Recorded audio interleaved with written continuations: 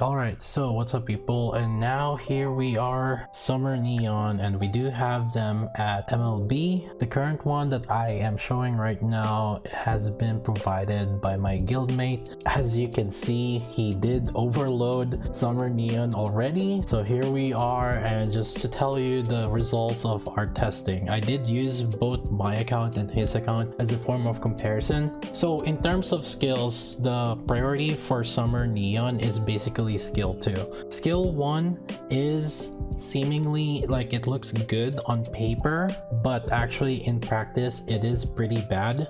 And if you don't properly take advantage of the window of opportunity, this 20-second window, when she has her parts damage increase, you will actually start losing out DPS. So this is where the max ammo does come in importance, because to maximize your damage with Summer Neon, you're gonna have to make sure that during the duration you're doing full burst, you need to make sure that you have enough bullets and you're shooting at max fire rate during that duration where you have these buffs. Otherwise, you're really missing out on how much damage she is doing. But I mean, that's really applicable to pretty much every other units, right? But the main difference is, just to give an example, is Scarlet and Modernia as a standard example is, in order for them to get their buffs, where you get attack bonus and crit damage bonus, and same with Scarlet, in order for her to get her attack bonus, you can pretty much have a 100% uptime of those. Meanwhile, for Summer Neon, you have to be doing it during the duration when the buffs are active. In this situation, for skill 1, it does take the moment she starts bursting 20 seconds from their point on, and whenever you start doing your full burst, it is 10 seconds from there. So if you're caught reloading during these times, then you are really losing out on the damage that she can do. So let's get right into it, and let's show you the different stats that I have done and all the calculations that we have. Alright, so first things first is I did try to get the initial damage that 3 other units that I've talked about, Guillotine, Modernia, and Scarlet, and I used my account and also my guildmate's account in order to see kind of like the damage overall potential. My guildmate does have better overloads than I do, but I have an invested guillotine. He doesn't have any guillotine, so I have tried just kind of show the difference with like 6k difference on attack, because I could unequip my gear because I only have 1 OL on that one. But other than that, I did compare my Modernia to his Modernia and my Scarlet to his Scarlet. Right off the bat, just to kind of portray it, you can see that Guillotine does about 72 to 80 mil at about 86k attack whenever she's solo damaging, and this is without burst. So this is even more when she is bursting. My Modernia does about 144 mil whenever she does burst, whenever she doesn't burst, and for my guildmate it's about 190 mil. Obviously that's his with about 242% max ammo. I only have 68% max ammo, but the main difference for us is I had over 16k attack. And so I mean, that just shows you also how overload is a much more higher priority. Even though he is lower level than me and I have more base attack, he still does more damage just because he has way better overload gears, and especially max ammo for a machine gun. So now you've kind of get the range. Now here's the thing, it's really difficult to compare it, especially when our Neon is not really fully invested yet. But I'll try to, as much as possible, try to translate around an 80k Neon into with some overload pieces, which is primarily I would go with the max ammo 150%. So the way I did it is I tried to grab the damage of both Neons and how much they did in about 3 minutes, and then I did try to normalize it where the elemental damage and attack has been evened out on both, and then I tried to figure out how much damage they do per second. So now let's start with probably the most basic scenario where I would pretty much recommend almost everyone to, if you're building Summer Neon, the primary thing that you should build her first is with skill 2. So with skill 2, you really don't want her to burst. and I'll show you why. The way this works is basically you are doing about 10 seconds with skill 2 buff and then 5 seconds with no buff. We're gonna be doing a burst rotation of every 15 seconds. So in this situation, I did some calculation, and what comes out to it is basically being elemental damage with about 150% max ammo does about 100 mil. So that does kind of put her together around with guillotine, and you start looking at it on these other units as well. They have roughly so I have an 80k attack here, but then he has an absolutely busted overload pieces, so that's why they did 190 mil. But as you can see, she does seem like, okay, you need to be on element and you're only just catching up to all these other units. So in order for her to kind of catch up to guillotine and scarlet, she needs a lot of max ammo also. That's at 150%. Now for the next part, what if we start using her skill 1, skill 2, and then burst? The way I set it up is that her burst basically does 0 damage. So in the duration where she is doing her burst, there's 0 damage on it. And then for 3 seconds, she has skill 2 and skill 1 buff. And then for 5 seconds after that, she still has her skill 1 buff. Now you might say that's still just 15 seconds, right? So now the thing about skill 1 is it can carry over to the next burst as well. And the way I see this is where if you have litter, for example, then that's when you will have the attack multiplier multiplied by the skill 2 buff and then the skill 1 buff as well. Gotta make sure skill 1 is a parts damage, so if the boss doesn't have parts damage, well, okay, obviously this is a completely useless strategy and you are better off not bursting at all if the boss doesn't have any parts. So once we know that the S1 does carry over, then there is still 5 seconds left of skill 2 buff, and then the next 5 seconds is there's no buff at all. So I did all that calculation, and you will start seeing when we start comparing how the bursts will end up happening, you will notice that in this situation the first burst does significantly less damage. Let's compare this. This is 3.1 mil, and then this other one on the first burst is 5.4 mil. That is because we basically deal no damage whenever she's bursting for that 7 seconds. However, when you go to the second burst where it is carrying over the skill 1 buff, then you start getting about 6.4 mil, and then you compare it with this one, 6.1 mil. Not very much, right? And that's because the first multiplier for parts, and this is a skill 1, the first multiplier is pretty much negligible. It's only like 12.4, but then it starts ramping up. But you see, even with all these calculations, what you actually end up with is still actually pretty bad. Overall, you actually lose damage 69 mil only. If you're just using skill 2, you're getting 79. So not only that you invested max skill on skill 1, you're also losing damage. But this is a huge but, and the main reason why I'm pausing here is because this both calculation here is just using the average damage. So when we're looking at average damage, we're also counting about the reload time. After you reload, there is another 2.5 seconds of spool up time, and this number here are basically the average damage that we're doing within 3 minutes. Now you might start wondering now, okay, now what if we start having more max ammo and also taking into the calculation that we're not reloading? Because let's start with a few ideal scenarios. Actually, but before I go with the ideal scenarios, I just want to point out, basically when you're just using skill 2, we're looking at about 80 mil without any max ammo, and then it goes to 100 mil with max ammo. And then if you're using skill 1, skill 2, and burst, you do about 70 mil, and then you get about 90 mil closer to when you have max ammo. This next part that I'm gonna show is actually the situation where we are going to be calculating what if we actually play it properly.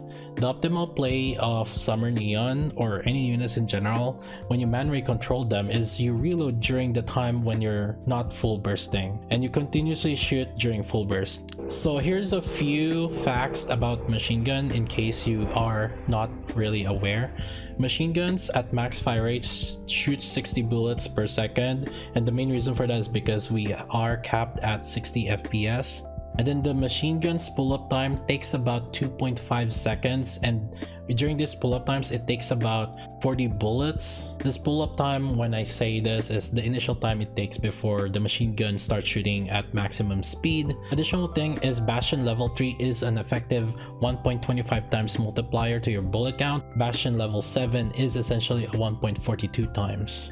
Now let's start with the situation where we're only skill 2 and we're not bursting at all. The ammo that we need to actually have a full rotation every 15 seconds is about 640 bullets. For 10 seconds you are shooting at max fire rate, and then there's a 2.5 seconds of reloading, and then another 2.5 seconds of spooling up damage. So this 10 seconds is 600 bullets, and then the spool up damage is 40 bullets, so you need 640 bullets.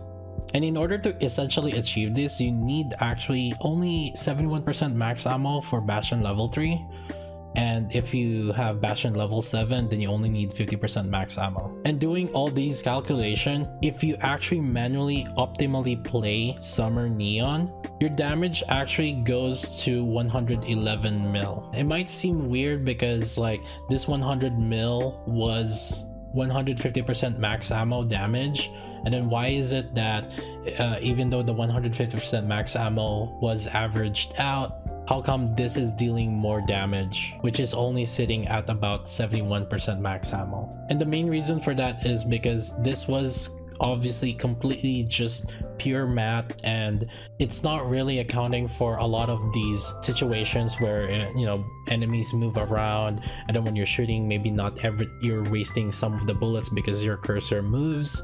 This is assuming that you're constantly hitting the enemy, and the numbers that we are seeing here is because of the situation where these are the numbers in the shooting range, and then we're just averaging it out and then extrapolating it. So I think like with a little bit of variance, it's probably going to still be closer to 100 mil.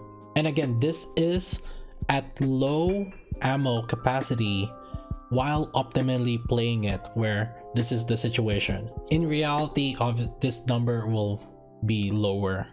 But now here's the thing. I think the next part will actually be a little bit more accurate if we can actually achieve the numbers that we are looking for. And basically, the idea behind it is we're using the burst as a reload method to avoid wasting time reloading. This means that we need enough bullets to last the entire 23 seconds after Neon's burst expires. This will also ensure us that we are shooting during the duration where she has her buffs up. The numbers that we need are very, very big. To last the entire 23 seconds where she's continuously bursting, you need about 1,380 effective bullets. And if we did some calculation on that one, 268% max ammo on Bastion level 3, and then 223% max ammo on Bastion level 7. But assuming that we are constantly doing like shots on the boss, where the boss has a core, and also that core is a part also, if you think about it, what boss is that? It really actually just blacksmith. And so this is a very extremely limited situation and very niche. We're losing way more damage on this if we actually end up not having any core shots. The damage that we are going to end up with, however, is theoretically the highest,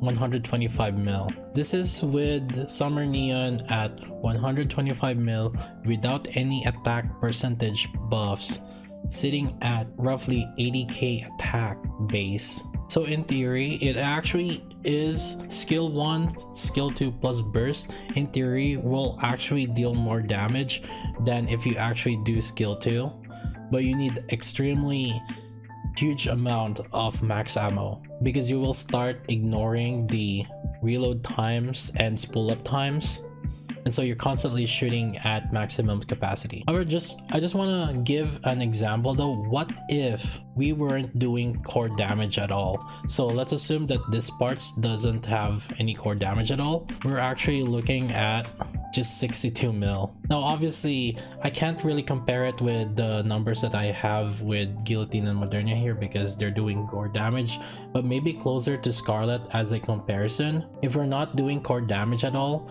you're comparing it to a Scarlet that can do about 100 to 150 mil on their overload versus 62 mil if you're bursting. And skill, if you're just using skill 2, it actually comes off as 56 mil. So what am I getting at here? It takes an enormous amount of resources in order for Summer Neon to just be serviceable to some of these units.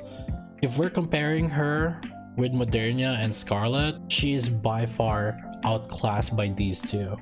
But if we're comparing her to, so for example, for Guillotine, which is if I try to lower Guillotine's damage, she actually does come out roughly equal. So overall, what's my conclusion here?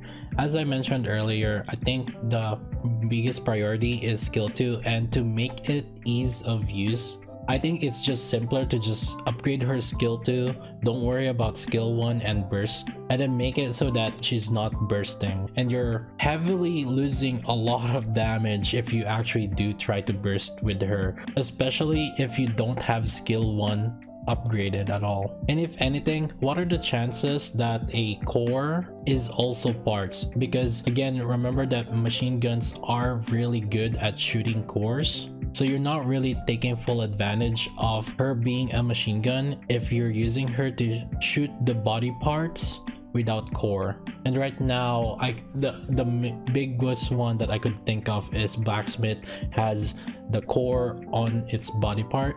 But then if you look at Chatterbox, for example, he doesn't really have core on its body part. Actually, for Nihilister, the first phase, her core doesn't have body part. The second phase, the body part is core for Nihilister. So yeah, she is very restrictive, and I can't really fully recommend her because I know that we have talked about where there's gonna be elemental damage meta that's coming soon, right? But my issue right now is the elemental damage is part of her kit, not really from the overload or anything like that. And so the biggest room for improvement for her is making sure that you get max ammo and attack percentage lines, because right now none of her kit gives her attack percentage lines. So she is actually a unit that will benefit a lot from having attack percentage, unlike say Guillotine or Scarlet, where they do have a lot of attack multiplier already. So them getting attack percentage damage is actually not gonna give a lot of effect in their overload. And so for characters like Scarlet and Guillotine, you want to get elemental damage more. In Neon's situation, sure, elemental damage is good, but because she has so much elemental damage multipliers, the way I would prioritize instead is to get overloads that is attack percentage and also buffers that are attack percentage. And if you remember the timeline that we have here, Litter is actually one of the better ones, because there's gonna be 15 seconds where she does her burst and then have nothing else here.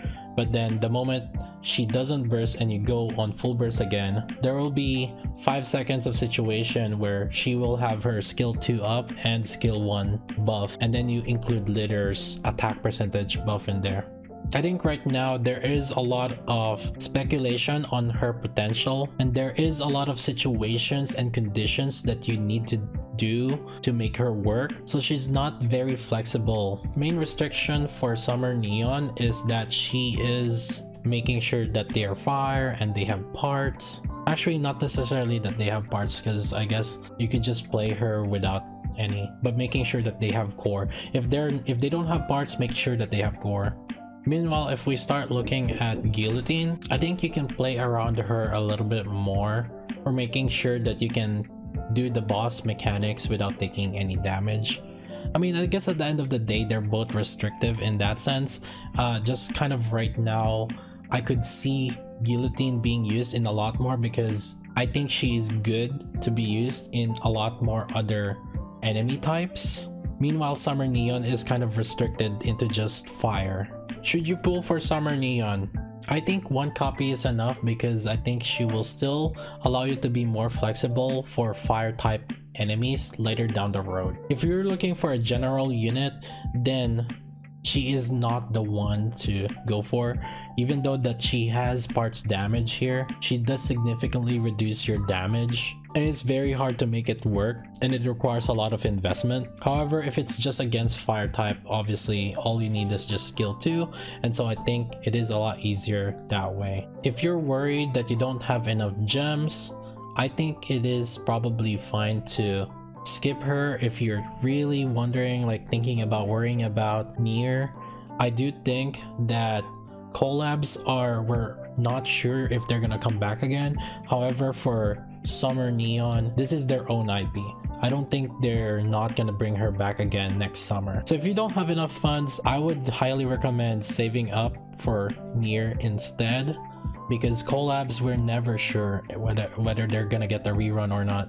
I mean, hey, look, listen, I don't know, did they ever give back Chun-Li skin for Grand Blue Fantasy? I got this 7 years ago. I don't think they ever brought it back. Anyways, point being is, I think if you're really not sure, just try to save up for Nier instead. Summer Neon will come back anyways later down the road. If you're a competitive person, I do think that she will start opening up some other things, solo raid or union raid. However, she is still not like a huge priority. Like, I probably would invest on Vesti first before even Summer Neon.